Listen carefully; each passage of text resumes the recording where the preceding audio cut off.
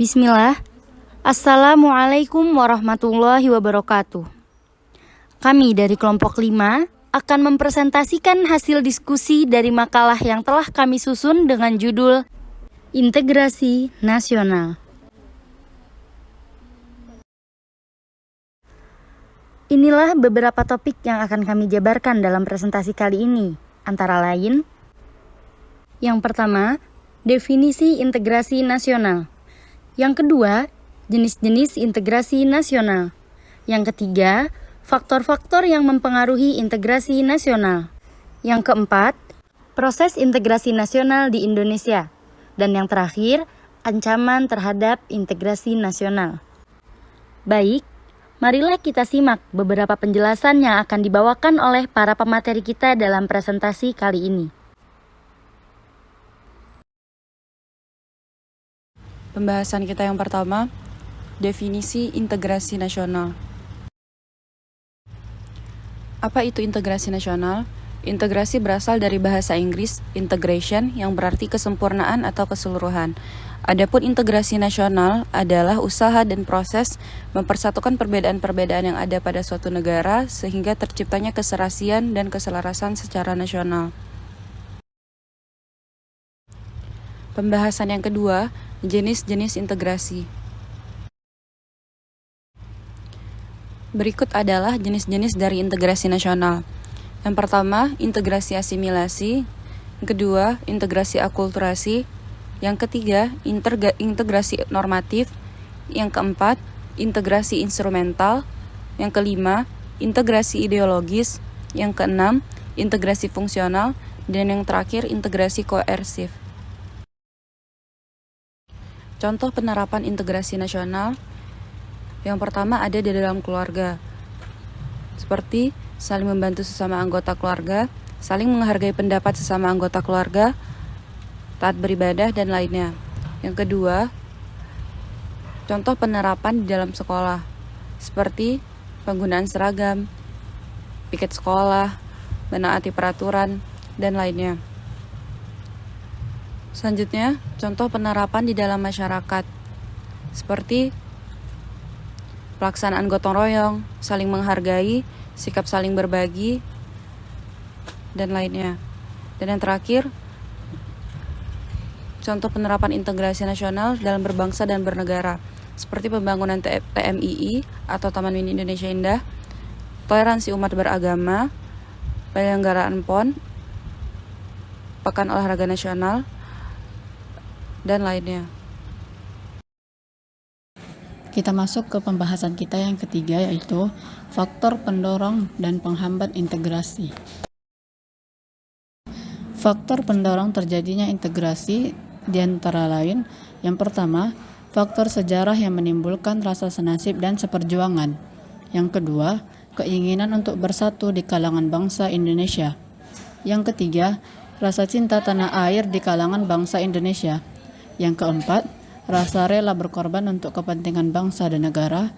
Dan yang terakhir, kesepakatan atau konsensus nasional dalam perwujudan proklamasi kemerdekaan, Pancasila dan UUD 1945, bendera merah putih, lagu kebangsaan Indonesia Raya, dan bahasa kesatuan bahasa Indonesia.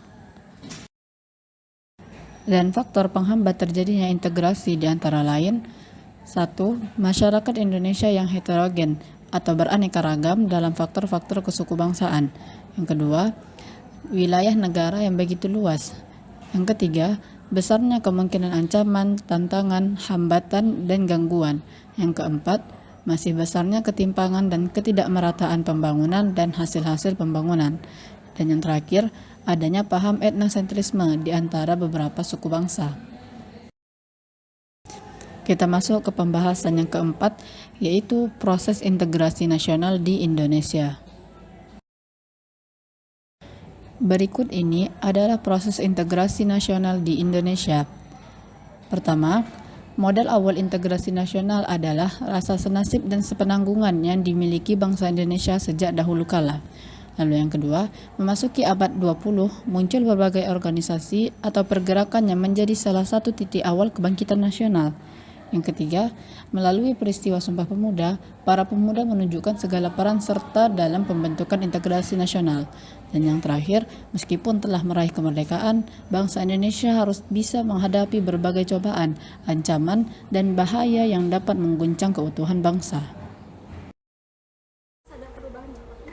Pembahasan yang kelima atau pembahasan yang terakhir, yaitu ancaman terhadap integrasi nasional. Ancaman terhadap integrasi nasional Indonesia datang dari luar maupun dari dalam negeri Indonesia sendiri, dalam berbagai dimensi kehidupan. Ancaman terhadap integrasi nasional terbagi menjadi dua macam, yaitu ancaman militer dan ancaman non-militer. Ancaman militer. Ancaman militer terbagi menjadi dua. Yang pertama, ancaman militer luar negeri, seperti pelanggaran batas negara yang dilakukan negara lain.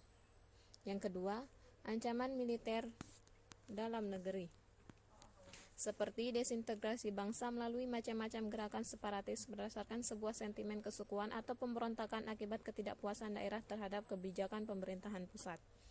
Adapun cara mengatasinya yaitu dengan memperketat pembatasan dengan negara lain, melatih tentara lebih disiplin dalam menjaga wilayah perbatasan.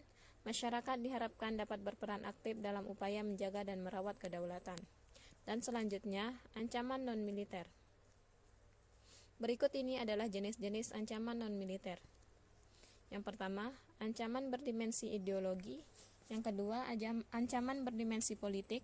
Yang ketiga, ancaman berdimensi ekonomi. Yang keempat, ancaman berdimensi sosial budaya. Yang kelima, ancaman berdimensi teknologi informasi. Dan yang terakhir, ancaman berdimensi keselamatan umum.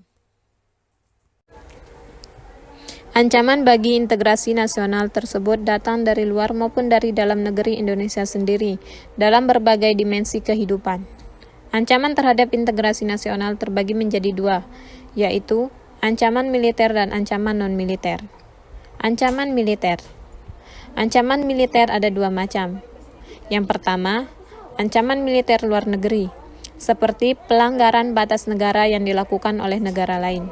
Yang kedua, ancaman militer dalam negeri, seperti desintegrasi bangsa melalui macam-macam gerakan separatis berdasarkan sebuah sentimen kesukuan atau pemberontakan akibat ketidakpuasan daerah terhadap kebijakan pemerintahan pusat. Adapun cara mengatasinya yaitu dengan yang pertama, memperketat pembatasan dengan negara lain. Yang kedua, melatih tentara lebih disiplin dalam menjaga wilayah perbatasan. Dan yang terakhir, masyarakat diharapkan dapat berperan aktif dalam upaya menjaga dan merawat kedaulatan. Adapun ancaman non-militer terbagi menjadi 6 macam.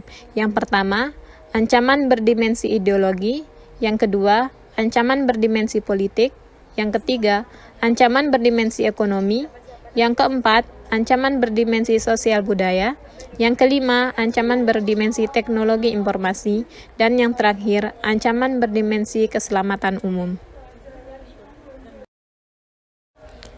Adapun cara mengatasi ancaman integrasi nasional non-militer, yang pertama, bidang politik dan ideologi, yaitu bisa diatasi dengan menegakkan supremasi hukum, menguatkan posisi di dunia politik internasional, dan mengembangkan demokrasi politik.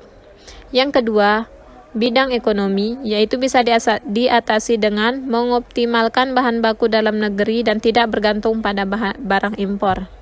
Yang ketiga, bidang sosial budaya, yaitu bisa diatasi dengan menguasai ilmu pengetahuan dan teknologi disertai iman dan takwa, meningkatkan rasa nasionalisme, dan penguatan dalam bidang budaya dan wawasan Nusantara.